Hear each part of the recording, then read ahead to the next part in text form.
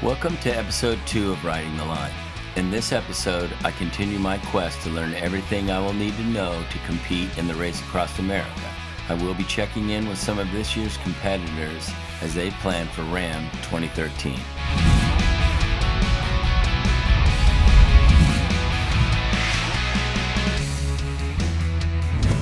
Up first, I traveled to Denver, Colorado for a visit with Team Love, Sweat, and Gears. How did Love, Sweat, and Gears begin? Well, we love telling this story actually, because Ann and I were part of another 4-woman team that did Race Across the West, and Ann and I really didn't know exactly what we were doing in that particular race, but all we knew was when we got to Durango, we looked at each other, and there was a look there that we knew we were not done. Yeah. Way too much fun. Way too much keep fun. going. So it took the two of us 2 years to put together a team and to raise the funding and find a nonprofit and to organize ourselves to race last year as Love, Sweat, and Gears. What charity organization did you choose? Well, this year we actually have partnered with the Bikes for Kids Foundation, and I think that was an easy decision for us because they are an organization that services and provides bicycles and helmets for underserviced kids in communities where, you know, you think a lot of children have bikes, but there are a lot of kids that don't. $100 buys a bike and a helmet for a kid, and that's amazing to me.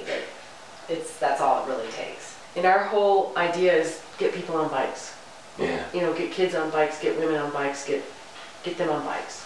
So this was a perfect dovetail with what we want to do. The next question I want to ask is, what about your training plan? What does that look like for you guys? Well, for me, it's a lot of repetition. It's a lot of intensity. I was thinking about that and how to answer that. And because of how we race as a 4-person team, a 4-woman team, it's not lengthy amounts of time on the road. It's short, up to 15 minutes of high intensity work. So our training has to mimic that. And so it's really sharpening what we already have. We have these tremendous endurance bases, but that's not going to get us across the country as fast as we can go. It's keeping the speed up and the intensity up. So our training, mimics that. And we, just as an example, you know, we might do 30 minutes of work in a training session and then take 10 or 15 minutes off and then get back on the bike and do another 30 minutes of work. And so all together it could be 90 minutes or up to 2 hours of work spread out over maybe 2.5 or 3 hours because of those little rest periods that you're taking. But that's how we race. And it's really about teaching your body how not to utilize a warm-up and a cool-down. We don't have time for warm-up and cool-down. You got to be going the minute you're on your bike. And you've got to be able to get off your bike and get in the vehicle and be ready to just rest. It's really a delicate balance because even though we're going as fast as we can, there is an endurance component because you have to last a whole week, you know, on very little rest. So our training evolves. You know, we do a lot of intensity, but we will still do some endurance-based stuff. And then the closer we get to the race, we'll start training at different times during the day. We'll go out and ride at 2 o'clock in the morning or 7 o'clock at night, or, you know, and try to intersperse it throughout the day. But we do a lot of that. The hardest thing about doing RAAM as a team, I think, from my perspective, is not having a warm-up or cool-down. You get off the bike, you stand still. You get on the bike, you have to be at your top speed within 30 seconds. And that's a really hard thing to teach your body to do, especially, I hate to say, the older you get. Yeah. Yeah. So I would see you guys maybe do a 15-minute workout and then try to take a nap and then get up and do another one and then do something like that. Well, we practice sitting in the car. We'll go out somewhere Take and a we'll nap ride. in the car. Yeah, you just sit there in the car. It's kind of lonely. And we don't really work out together. Our training plans are similar, but we don't work out. Yeah. Our schedules are different. Yeah. So it's kind of lonely. You go out there for 15 minutes, then you sit in your car for 15 minutes and go, oh, gonna go. Then you go again and you come back and sit down again. Is it time? And you know, it's kind of lonely a little bit. It can be, yeah, and that'll happen, like Julie said, that'll happen, you know, as we get closer, and certainly now, April-ish, that kind of thing happens, and you'll do bouts of those in the morning, and then you'll take 4 or 5 hours off, and then you'll do another bout of that again. It really does simulate what we're doing, and then just to be, I remember when we did Race Across the West, and our crew chief's advice to us was practice getting ready. going from sleep to being ready to be on your bike in 20 minutes or less. And that's a skill set. I mean, it's a lot like our triathlon, you know, experience, and that you know, it's a seamless transition from one thing to the other. And that was what I think for us worked so well in RAAM last year, is that we had practiced that stuff, you know, practice. You don't necessarily have to go out. I know Julie went out at 2 o'clock in the morning, and that was great because you have to get used to the night and being out there and not being able to see, but also just moving your body and making those circles, you know, when it's 2 o'clock in the morning, whether you're outside or inside, it's weird unless you practice it, you know, and then it becomes really okay. Well, thank you for letting me come and talk to you about so many things regarding RAAM, yourselves, your team. And I wish you just the best of luck. Well, it's been a pleasure. Thanks so much. Thank you so much. Hope we see you at the finish. Yes, I hope to be there. The next morning, I had the opportunity to attend workouts with both Ann and Julie. First up was a 5:30 a.m. spin class with Ann, which she teaches 5 days a week. Next up was a weight workout with Julie. I got through this, but I was starting to feel it. Then it was off to Boulder, Colorado, home of Race Across America. Here, I met with Billy Edwards of Team 4 Mill at Boulder Cycle Sports for a training ride. By now, I was pretty worn out, and the altitude was just making it worse. We finished up with a much-needed drink at Boulder Beer, where I got a chance to sit down with Billy and Bethany of Team 4 Mill to hear more about how an 8-man team works and what kind of support the crew provides.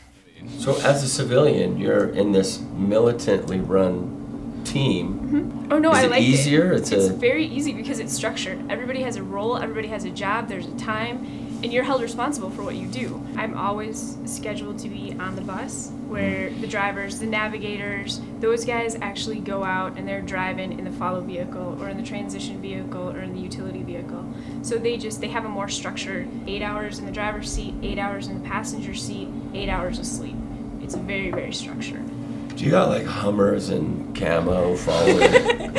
you would think, but really it's actually their mom driving Dodge Caravan. Totally Dodge Caravan. But we use the same vehicle for everything, just because it allows us a lot of utility within each vehicle. Like there's you know one vehicle goes down, you just next minivan up. So I mean it's all practical in that respect as well, because when we go on the road, things can happen. You know, if you need to change, you know, if one vehicle has car problems or something like that, you can change it out.